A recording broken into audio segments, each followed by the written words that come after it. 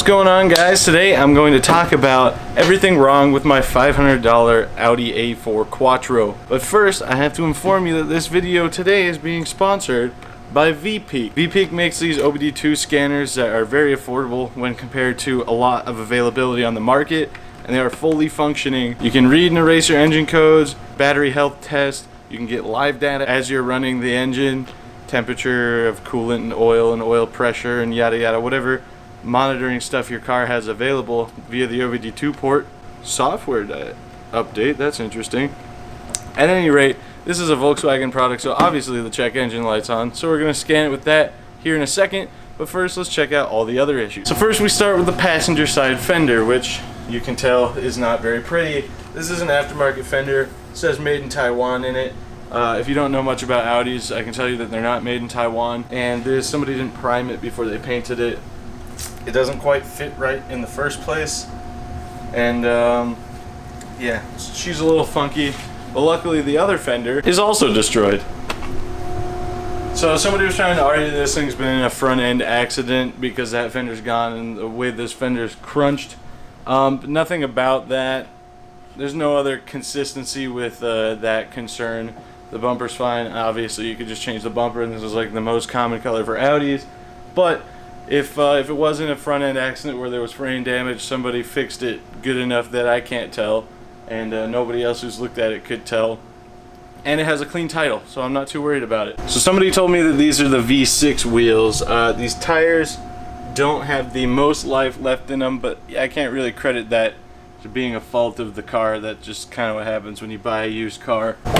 Where we didn't run into an issue was that we did get the 1.8 turbo 5-valve per cylinder ATW engine by Volkswagen that is very stout, very renowned for being fairly bulletproof and reliable.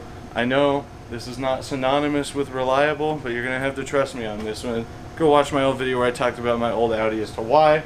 So if you guys may know, when I got it there was no timing cover, but Brock, who's on the camera for you today, and I went to a junkyard, found ourselves a timing cover, and obviously one thing missing is an engine cover, but hey, look at this.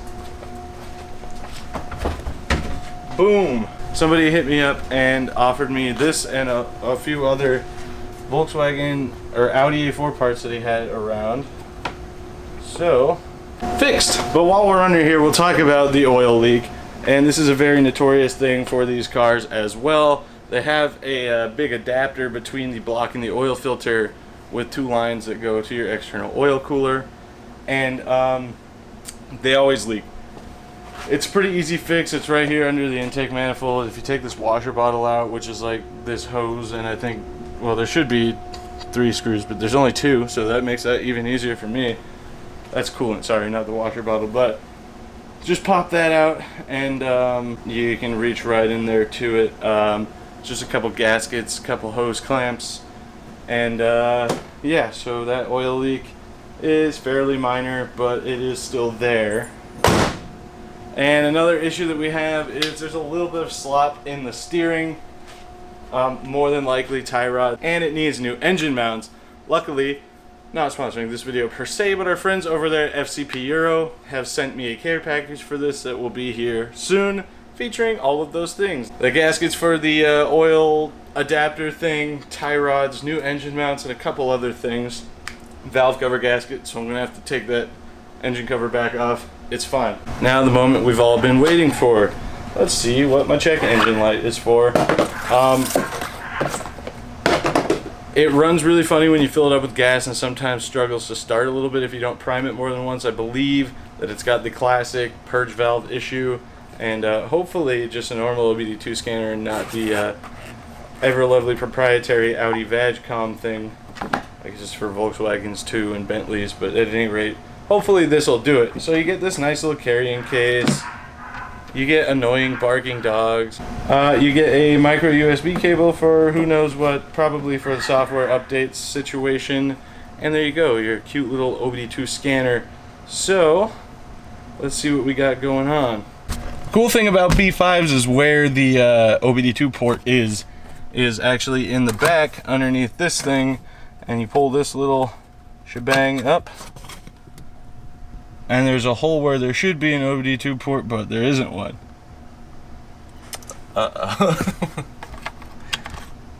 Okay. Okay, so we did find it. It's in the normal OBD2 port spot, and there's this weird thing with a green LED plugged into it that we're gonna take out and investigate real quick. See if I can. The XTY Nitro V1. You know what this is, Brock? No.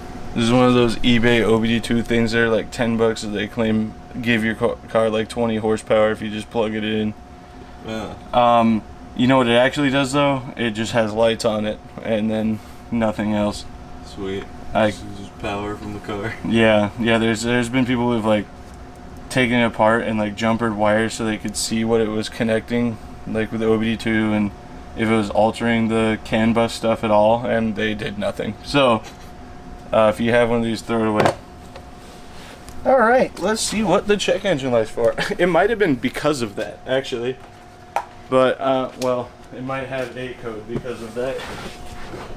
Okay. Hopefully I don't get an emissions notice anytime soon. So I realize the car doesn't need to be running for this to work, but I just want to check real quick. Battery voltage 13.3. We just started it, so that's not too bad. Alright, let's see. Let's pull some code. Alright, total codes, 2. Let's see what we got. Read codes. Evaporative emission system, incorrect purge flow. Called it. And O2 sensor circuit, no activity. Bank 1, sensor 2.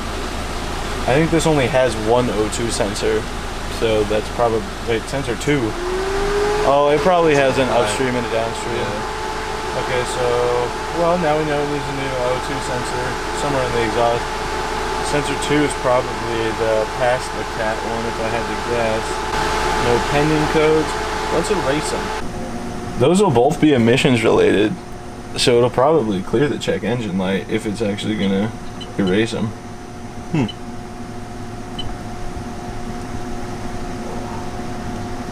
Cleared, it says. So let's power it down. And back on. Oh yeah, it's gone. Sweet. Nice. It's a Volkswagen fix. That means I can cheat my way to pass an emissions test if I wanted to. So it'll probably come back in a couple 100 miles, but let's see if they show up on here. Oh, it's going to tell me it needs to reconnect, I think. I never even thought of that as being a benefit to owning one of these, is you can just reset your check engine light like right before you go get emissions tested. You shouldn't though. You should obviously fix it and comply with your local emissions laws. Alright, cool. So now we're reading 0 codes. Let's look at the live data. See what we got. View all items, getting supported live data. I don't know how much of this will support.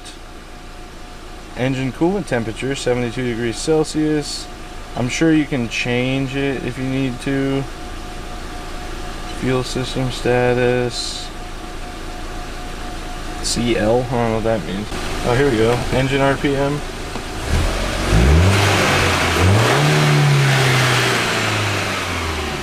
Short-term fuel percentage. It would tell us the speed if we were going... Oh, I wonder if it has boost. Airflow rate, ignition timing advance, throttle position, intake air temp. Come on. So what you get here is a full functioning OBD2 scanner, and it's only $47.99 on Amazon.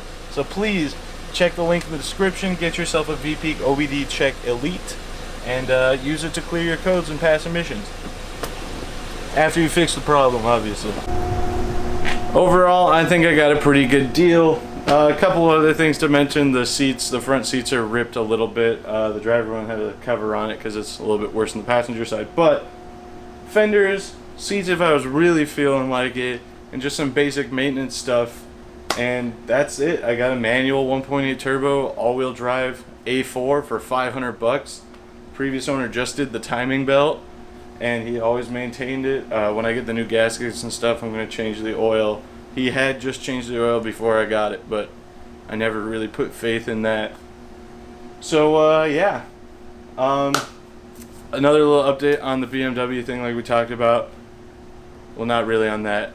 Ross and I are still looking for a shop. If you guys want to help build the shop fund, check out GoFundMe in the description as well. You guys have been donating. Thank you very much to the people who have. We're still looking. We found one that was really big and the owner was okay with putting a lift in, which would be super cool, but it had no lighting, no AC, no heat, and no power. Like, there was outlets for the garage door openers and that's pretty much it. And it's $500 a month, which isn't too bad, but we'd have to do a whole lot of stuff to it right off the bat, and we'd have to bring in, like, you know, construction lights and stuff like that, because I don't think he'd want us putting up like real lighting. At any rate, in the link in the description, as you guys know, I just lost $500 to a BMW, so if you feel like helping out with getting a shop, that would be sick. We can get the Volvo going, and Brock and I are going to be working on the Rabbit's engine here and there. There's a rocket I'm building. Go check out the rocket channel. If you want to see a picture of your car at the end of one of my videos, send a picture of your car to me at cursedforeverhelp@gmail.com. Follow me on Instagram, add me on Snapchat at BigB1011. Follow Brock on Instagram at BomberBrick, and we will see you guys in the next video. Peace out.